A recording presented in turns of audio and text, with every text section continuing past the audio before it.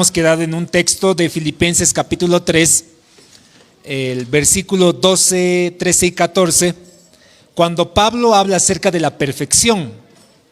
Dice Pablo, les voy a leer una vez más, dice: no que lo haya alcanzado, ya que ni sea perfecto, sino que prosigo para ver si logro agazar aquello por lo cual fui también agazado por Cristo Jesús.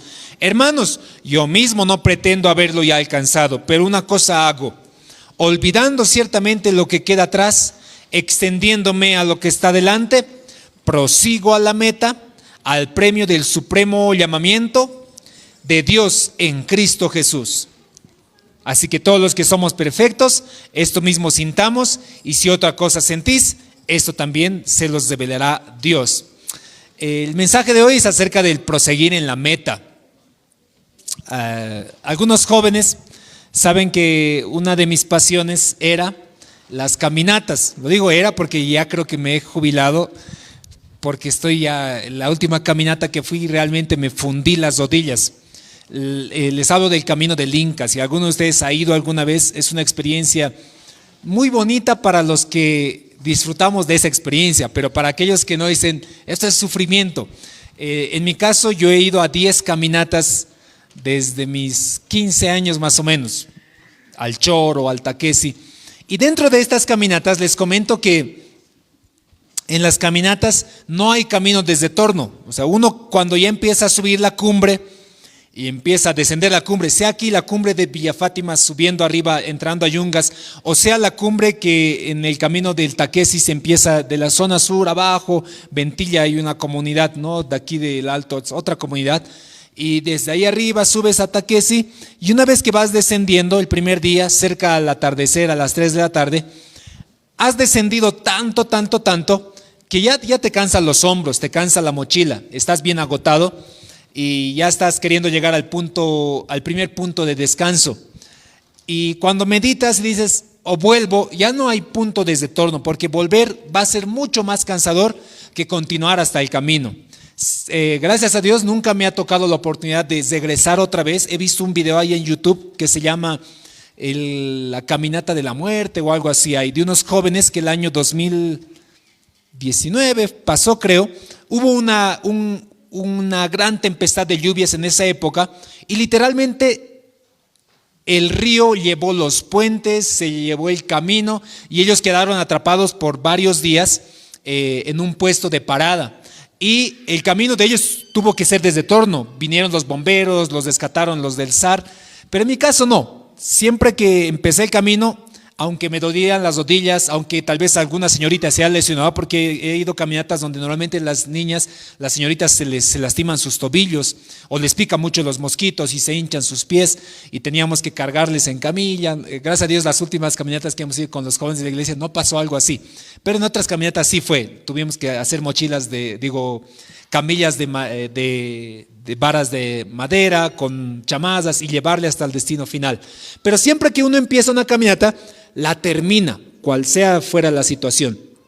Y Pablo, el apóstol Pablo, algo similar también nos habla y nos dice: hermanos, yo no pretendo aún haberlo alcanzado, esto de la perfección que les estoy hablando, pero una cosa hago, dice Pablo, me enfoco hacia la meta. Me encamino hacia donde el Señor me dice que tengo que llegar, porque para eso me ha tomado Él. Y así que, mis hermanos, dice, yo no pretendo haberlo alcanzado aún todavía, pero voy a lograrlo. En Timoteo, cuando Pablo se despide de Timoteo, me gusta cómo acaba Timoteo, la despedida de Pablo a Timoteo, y le dice: Timoteo, ya ha acabado la carrera, ahora solo me queda recibir la corona. Es que Pablo se había encaminado todo el resto de su vida a alcanzar lo cual el Señor le había llamado hacia la conversión. Yo les hago una pregunta para meditar a todos, mis hermanos. Muchos de ustedes han empezado el cristianismo hace varios años. Hay algunos de nosotros que tal vez hemos empezado el cristianismo y hemos tenido una especie de etapa de bajón. Y quién sabe, hasta hemos dejado de asistir a algunas semanas, algunos meses, algunos años a la iglesia. Y yo te pregunto, ¿cuáles han sido normalmente las causas? Y son muchas probablemente. Puede ser que algún hermano te haya ofendido con alguna actitud, con alguna palabra, algún chisme posiblemente. Puede ser, quién sabe, que te has enemistado con alguien dentro de la iglesia. Jóvenes también que se enemistan entre jóvenes, entre señoritas, y dejan de asistir por mucho tiempo. Entre los adultos puede ser que alguno haya enfermado y quién sabe ha perdido a un ser querido y se ha empezado a apartar. Ha dejado de seguir a la iglesia y después de tiempo reflexionó y dijo: no, el Señor no tiene la culpa de lo que ha pasado con mi familia. Y vuelve una vez más animado a la iglesia. Muchos de nosotros hemos retornado a la iglesia con un segundo aliento, con un segundo ánimo. Y hoy quisiera hablarles esto de acercarse a la meta. Puesto que, mis hermanos, el cristianismo, el verdadero cristianismo, es un camino decidido. No es un camino con retorno. Es decir, uno medita y medio que puedo retornar otra vez al mundo. Cuando iba a fiestas, sin preocupaciones, según tú. Y muchos retornan de esa manera al mundo. Pero el verdadero cristianismo, el que realmente se ha convertido, jamás ha tenido un punto de retorno. Y esa es la enseñanza para el día de hoy. Cuando nosotros ponemos en nuestra vida un punto de retorno, siempre vamos a estar confiados en que vamos a poder retornar ahí. Si en las caminatas hubiera una especie de portal que te dijera: si usted se cansa, puede entrar a la puerta y retornar al punto de inicio, uno diría: eso va a estar fácil. Pero cuando no hay punto de retorno, uno se enfoca en el final y dice: tengo que llegar hasta el final, aunque me duela. Tienes que animarte a ti mismo, tienes que levantar a tus compañeros hasta llegar a la meta, hasta llegar donde les vas a coger el transporte. Y así más o menos es el cristianismo. En el libro de Lucas, cuando el Señor habla con mucha gente que le seguía, Lucas capítulo 14, versículo 25 al versículo 33, Lucas capítulo 14, versículos 25 al 33, dice: grandes multitudes iban con él y volviéndose les dijo. Eso de que mucha gente se haga cristiana, yo te aseguro que siempre conoces a alguno de tus familiares, amigos, hermanos, parientes, vecinos que pertenecen a algún tipo de iglesia cristiana y van, y a veces una semana van, otra semana no van, a veces van de costumbre, a veces no, caen, se levantan. Hay mucha gente que se hace llamar cristianos. Hay en tu curso posiblemente jóvenes, señoritas, que se hacen llamar cristianos. Hay una gran cantidad. Hay multitud, como dice aquí el Señor. Había una multitud, una gran muchedumbre, mucha gente que le seguía al Señor. 5,000, y solo contando varones. Muchos dicen que eran alrededor de 12,000 personas que le seguían entre mujeres y niños. Gran cantidad de gente. Pero miren lo que el Señor le hace. Imagínense que hay 5,000 aquí en la iglesia. Uno se preocupa y dice: no, tenemos que preocuparnos para que se consoliden en la iglesia. Hay que visitarles, hay que llamarles, hay que seguirles, hay que estar constantemente animándoles para que no se descasíen, para que sigan congregándose. Pero Jesús, les cuento que jamás hizo ese tipo de estrategias. Diciendo: a ver, Pedro, Juan, el rico que acaba de irse, por favor, llámenle, porque nos va a servir mucho la ofrenda. Llámenle, que venga urgente, insístanle, visítanle a su casa, anímenle una y otra vez. Pero el método de Jesús jamás fue eso del tratar de rogar a alguien para que le siga. El Señor Jesús jamás rogó a ninguno de sus discípulos, ni a ninguno de los que estaban ahí alrededor de él, a que le sigan, por favor. Y esa es una gran diferencia del cristianismo primitivo al cristianismo de hoy en día. Hoy en día, muchas de las iglesias vamos enfocándonos en rogar a las personas para que sigan en el camino de Cristo. Por favor, hermano, no te desanimes, sigue adelante. Sin embargo, el cristianismo, el verdadero cristianismo, es un camino sin retorno. Que si tú has empezado a seguir a Cristo, pese a que vengan las adversidades, Pablo decía: ¿qué me va a apartar del amor de Dios? ¿Pobreza? ¿Hambre? ¿Desnudez? ¿Enfermedad? ¿Hay algo que me va a poder apartar del amor de Dios? Pues nada, mi hermano. Cuando uno ha empezado a decidir y seguir a Cristo, tiene que perseverar en ese camino, aunque inclusive no te visiten, aunque no te saluden, aunque te insulten, aunque te metan a la cárcel, aunque te apedreen, aunque hablen contra ti malas cosas, como lo hicieron con los primeros discípulos. Ellos perseveraron hasta el final. No es que Pedro o Pablo dijo: ya me he cansado, muchos el otro día me han azotado 70 veces 7, diría Pablo. Sin motivo, yo solo me he parado y he dicho: Jesucristo es el Salvador, es el Mesías, y la gente me agasó, me apedreó, me azotó. Yo ya no quiero ser cristiano. Y que Pedro diga, hermanos, hay que visitar al hermano Pablo porque está bien triste. Porque ya no, le habían reñido en la calle al hermano Pablo. Pobrecito, vamos a animarle. Si tú siempre vas a estar esperando ese tipo de palabras dentro del cristianismo, en algún momento vas a mirar atrás y vas a buscar un punto de retorno, en donde tal vez tenías a tus familiares, amigos, el mundo, placeres entre comillas. Pero cuando uno decide seguir a Cristo, así como los apóstoles, como los primeros seguidores, lo habían meditado muy bien en qué se estaban metiendo. Cuando Jesús dice, una gran multitud le seguía, versículo 25, y volviéndose, mirándoles a toda la gente, Jesús les dice, si alguno viene a mí y no aborrece a su padre y a su madre y mujer e hijos, a sus hermanos, a sus hermanas, aún también hasta su propia vida, no puede ser mi discípulo. Y el que no lleva su cruz y viene en pos de mí, no puede ser mi discípulo. Porque ¿quién de vosotros, queriendo edificar una torre, no se sienta primero, calcula los gastos para ver si tiene lo que necesita para acabar la construcción? No sea que después, una vez que ha empezado ya los cimientos, ya no pueda acabarlo. Todos le verán y dirán, y haciéndose la burla de él, diciendo, este hombre comenzó a edificar y no pudo acabar. ¿O qué rey al marchar a la guerra contra otro rey no se sienta primero, considera si puede hacer frente con 10,000 hombres que tiene contra el otro que viene contra 20,000? Y si no puede con el otro, todavía lejos, le envía una embajada y le pide condiciones de paz. Así pues, cualquiera de vosotros que no renuncia a todo lo que posee, no puede ser mi discípulo. Jesús no le dice, por favor, quédense mis hermanos. No, le dice, alto, alto, alto. Veo que muchos están diciendo que son cristianos. Les voy a poner bien claro las cosas. Si ustedes se van a comprometer al cristianismo, a ser mis discípulos, mediten bien dónde se están metiendo.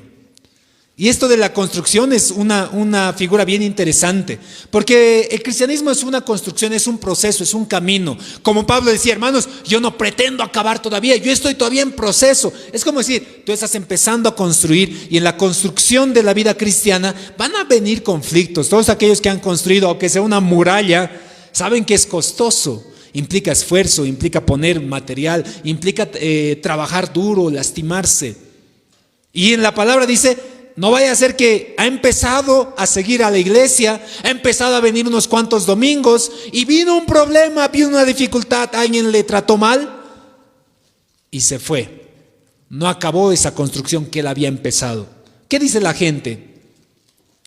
Los de afuera se burlan, y si no se burlan de frente de ti, te aseguro que se burlan a tus espaldas.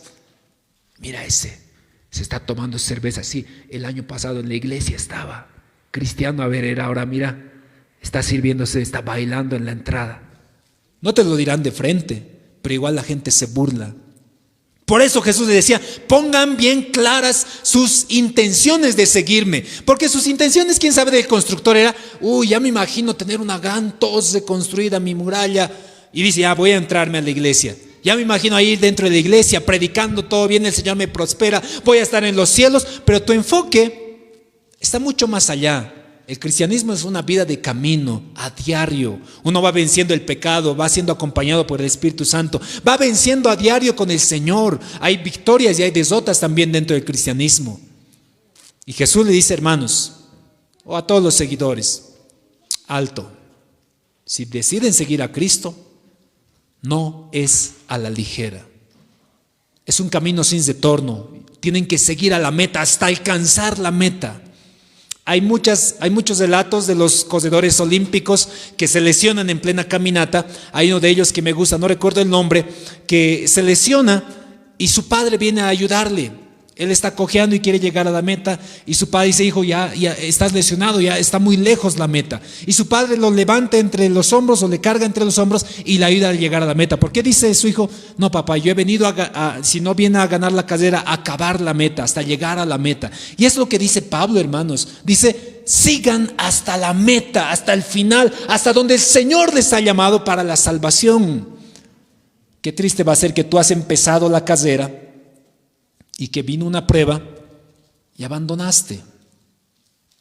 Vino una pequeña dificultad y pensaste que ya no vas a llegar y preferiste irte hacia atrás. En el libro de Marcos encontramos una historia bien interesante. Marcos capítulo 10, versículo 46, es la historia de un joven ciego de nacimiento llamado Bartimeo, que dice, Marcos capítulo 10, versículo 46, dice de la siguiente manera: entonces vinieron a Jericó, y al salir de Jericó, él y sus discípulos y una gran multitud, siempre había seguidores con el Señor. Bartimeo, el ciego, hijo de Timeo, estaba sentado junto al camino mendigando. Ciego de nacimiento, un muchacho ahí está en el camino mendigando, dice, oyendo que era Jesús el Nazareno, comenzó a dar voces y a decir: Jesús, hijo de David, ten misericordia de mí. Y estaba sentado ahí, quién sabe dónde pedía limosnas. Jesús, hijo de David, ten misericordia de mí. Y de pronto dice, y muchos les reprendían para que se calle. Cállate, silencio, oye, está haciendo mucha bulla. El maestro ya está yendo más adelante, no le hagas caso. Dice, pero él clamaba mucho más diciendo: Hijo de David, ten misericordia de mí. Entonces Jesús, deteniéndose, mandó a llamarle, y le llamaron al ciego, diciéndole: ten confianza, levántate, él te llama. Entonces, arrojando su capa, se levantó y vino a Jesús. Y luego dice, respondiendo Jesús le dice: ¿qué quieres que te haga? El ciego le dijo: Maestro, que yo recobre la vista. Y Jesús le dijo: vete, tu fe te ha salvado. Y enseguida recobró la vista y le seguía a Jesús en el camino. Esta historia, a simple vista, parece uno de los clásicos milagros que hace el Señor. Pero Marcos nos da un detalle bien interesante en la lectura. Era un ciego que estaba mendigando, tenía su capa. En los tiempos bíblicos, los ciegos, hoy por hoy, ¿cómo tú reconoces a alguien que es no vidente? Normalmente tiene su bastoncillo con franjas rojas y blancas, y tú lo ves en la calle y dices: es una persona no vidente, trataré de ayudarle para que pase al frente por lo menos, o le preguntaré a dónde está yendo para dirigirle. En el tiempo bíblico todavía no había estas señas de los bastoncillos, y un ciego normalmente tenía sus campanillas y tenía su capa. Porque un ciego no puede decir: ahora sí, ya son las 6, tengo que ir a mi casa. Imagínense en el tiempo bíblico cómo llegar a su casa. ¿Cómo iba a llegar una persona no vidente hasta donde vivía él? Era prácticamente imposible. Entonces, por tal razón, las personas que estaban en situación de mendigos tenían sus capas con los cuales dormían donde ellos mendigaban. Y entonces, cuando el ciego Bartimeo se entera de que Jesús estaba pasando por ahí, estaba ahí él con su capa en el lugar donde pedía y mendigaba constantemente todos los días por mucho tiempo, y de pronto dice: ¿quién es? Es Jesús el Nazareno. Y él seguramente ya se había enterado que ya había sanado ciegos antes, que paralíticos habían caminado con él, y se levanta y dice: Señor, hijo de David, ten misericordia de mí. Y con mucho esfuerzo seguía insistiendo y dice: Hijo de David, ten misericordia de mí. Y hasta que el Señor escucha su voz, su lamento, su clamor. Y dice: oye, llámenle a ver quién es. Y dice: oye, ánimo, anímate, el Señor te llama. Y este ciego no se fue con su capa. Este ciego, Marcos dice, azojando, se quitó la capa y dice: esto nunca más la voy a necesitar. Camino sin retorno, de ahí ya no vuelvo. Y va en pro del Señor y de su sanidad. Dice: ¿qué quieres que te haga? Quiero recobrar la vista, Señor. Él estaba seguro de lo que iba a pasar en los pies del Señor, en la confianza que Él había depositado con Él. Pero hagámonos, me gusta hacer esto de imaginarnos qué hubiera pasado si no. Azojó la capa, y quién sabe, se perdió en el camino, se desanimó a medio camino. Y ahora que azojó su capa, ¿qué hubiera pasado de él? Está ciego. Uy, no, ¿y ahora dónde estaba mi capa? No recuerdo dónde lo has arrojado. Ayuda, por favor, mi capa, señores. Y no creo que la gente haya dicho: uy, miren su capa. Es una gran multitud que está pasando por ahí. Mucha gente, uy, mira, una capita me he encontrado, qué genial, gracias, me lo llevaré. Y se lo llevó. Y el ciego: ¿y dónde está mi capa? Me he desanimado a medio camino, no pude llegar donde el Señor. No, la decisión que había tomado el ciego era más o menos como les platicaba acerca de la caminata. Era un camino sin retorno. Era decir, aquí ya no vuelvo. Al punto de donde mendigaba, no vuelvo jamás. No hay punto de retorno para mí. Y se fue confiado en el Señor. Y cada uno de los discípulos hizo más o menos lo mismo. Cuando Mateo, que cobraba impuestos en la mesa y recibía dinero, el Señor dijo, oye, Leví, ven y sígueme. Dice, Leví se levantó de la mesa y se fue tras el Señor, dejándolo todo. Imaginemos que Mateo también se desanima a medio camino. Después de unos meses vuelve otra vez a la mesa de los tribunos. No es que su mesa se quedó vacío, ya seguramente estaba ocupado por otro judío ahí. Y que Mateo llega y dice, vas a disculpar, esta era mi mesa. Me he ido un par de meses, es que estaba algo emocionado por seguir a Cristo, pero ahora se me ha pasado esa emoción. Ya no siento seguir a Cristo, ahora quiero volver otra vez a mi mesita. Si uno tiene otra vez una mesa donde volver, siempre va a querer volver a ese lugar. Pablo, el gran fariseo respetado por toda la comunidad, el que admiraba a la gente que decía, oh, rabí, Pablo, maestro fariseo. Cuando Pablo decidió seguir al cristianismo, aceptar a Cristo como el Mesías, ya no podía volver. Cuando regresó inclusive donde los judíos lo querían matar, porque era el ex fariseo que ahora está diciendo, Cristo es el Mesías que estábamos esperando, Él es el Mesías y lo habíamos matado, Él vive. No, Pablo nos regresó y dijo, van a disculpar, estaba emocionado de seguir a Cristo, no sé qué me ha pasado en camino a Damasco, quiero volver otra vez a ser fariseo, acéptenme por favor. No, Pablo, como el ciego, como Mateo, como cada uno de los discípulos, como muchos de nosotros, hemos decidido seguir a Cristo, dejándolo todo atrás y no tenemos un punto de retorno. Pero cuando muchos de nosotros todavía tenemos un punto de retorno, tenemos una opción de salida, tarde o temprano, tú vas a volver ahí. Esto ocurre hasta en los matrimonios. Analizaba y decía, ¿por qué tanto matrimonio? Hasta de cristianos se separan, se divorcian. Si se casan tan lindo, tan hermoso, de blanco, muy bello, alegre toda la familia, danzan con panderos, entran con todos sus invitados y después de un par de meses, un par de años, se escucha, se han divorciado. ¿Por qué? Porque estos matrimonios han puesto un punto de retorno. Han puesto un punto de retorno de decir, si falla esto, si no me llevo bien con él, si se acaba el amor, si tenemos problemas económicos, si tenemos problemas emocionales, ahí está la puerta del divorcio. Y siempre y cuando tú tengas una puerta, un punto de retorno, tarde o temprano vas a querer volver a ese punto de retorno.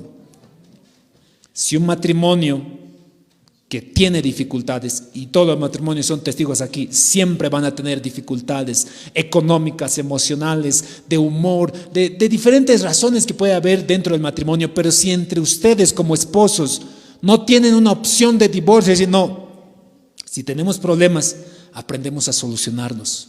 Si tenemos dificultades, vamos a salir de esta, porque para eso nos hemos casado. Pero si en algún momento ustedes van a decir, ¿y si nos divorciamos de una vez?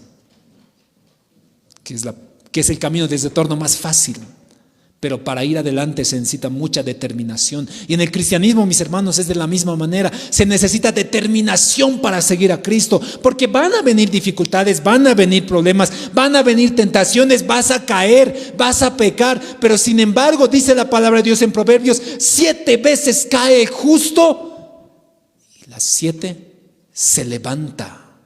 Pero el impío no, su camino es de perdición. Y no sé cuál eres tú. Si eres justo, te levantas, porque tú no tienes un punto de retorno.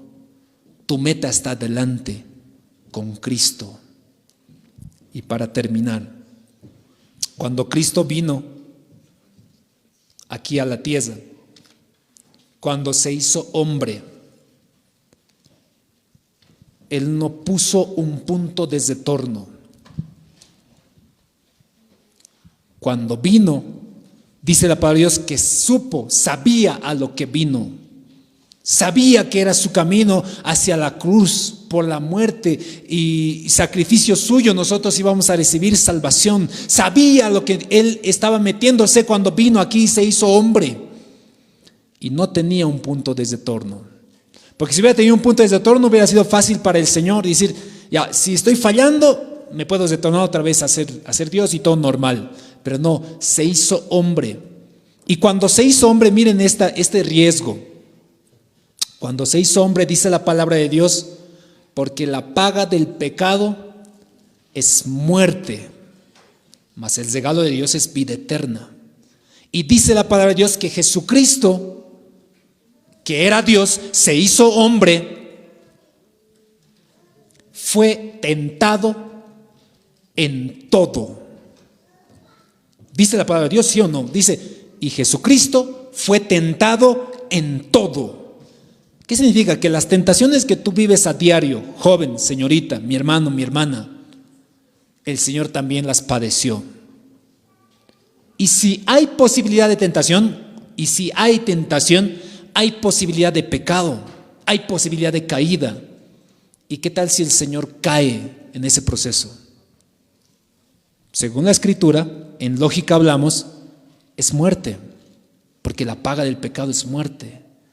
Pero Jesucristo tuvo que mantenerse limpio con el riesgo de caer inclusive por pagar el precio de cada uno de nosotros.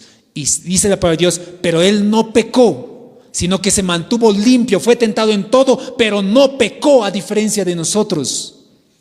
Y mis hermanos, muchos de nosotros estamos dentro de la iglesia como probando suerte, como esperando a que me dan palmaditas, que me cuiden, que me animen, que me visiten. Pero ninguno de los discípulos esperó eso. Al contrario, ellos cuando se adentraron con el Señor y cuando vinieron las persecuciones, vieron la muerte de Esteban, vieron la muerte de los primeros apóstoles, vieron cómo crucificaron a Pedro. No es que la gente se desanimó y dijo, uy no, esto del cristianismo es bien difícil, mejor nos iremos. No, dice la Biblia que la iglesia, cuando los discípulos estaban siendo muertos, la iglesia crecía y creció mucho, mucho más, que derribó inclusive a un imperio que es el imperio romano, lo hizo temblar, que todo el imperio romano se convirtió al cristianismo.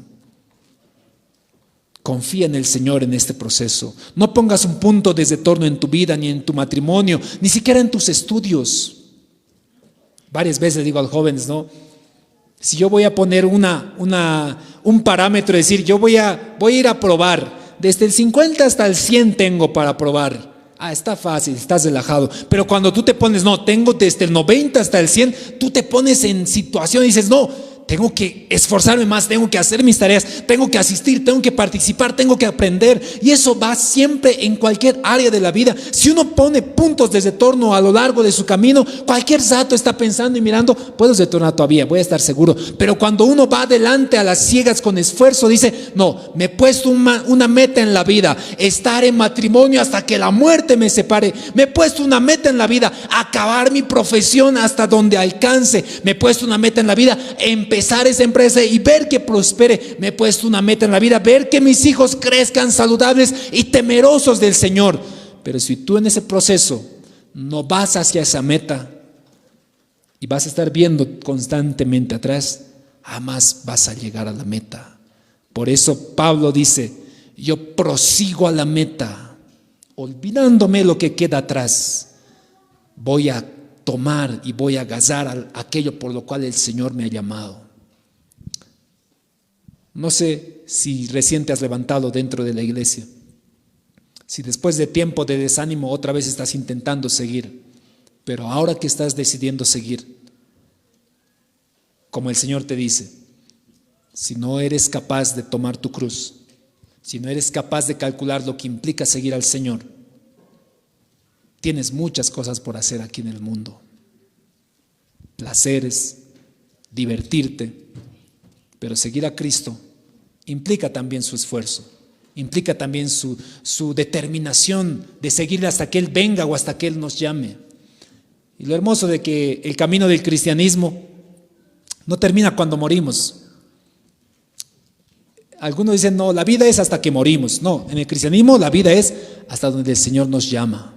Y cuando nos llama, todavía sigue la carrera y la meta que el Señor tiene para nosotros. Pero cuando ya llegamos a la meta, el Señor dice, oye, ¿has cosido bien? Aquí está la corona que te había prometido. Y esa es la esperanza que nosotros tenemos como cristianos. No una corona, sino el encuentro. Dice Pablo, léanlo otra vez el libro de Filipenses, ver una vez más el rostro del Señor, aprender mucho más de Él. Eso es lo que yo quiero, dice Pablo. Y por eso voy a continuar en el camino. Así que hoy vamos a orar, mis hermanos, y vamos a pedirle, Señor, ayúdame a cumplir las metas que tú tienes en mi vida, con mi matrimonio, con mi negocio, con mi profesión, con mis estudios, con mi familia, con mis hijos, como cristiano, enfocándome a lo que queda por delante, olvidándome lo que queda atrás. Vamos a orar.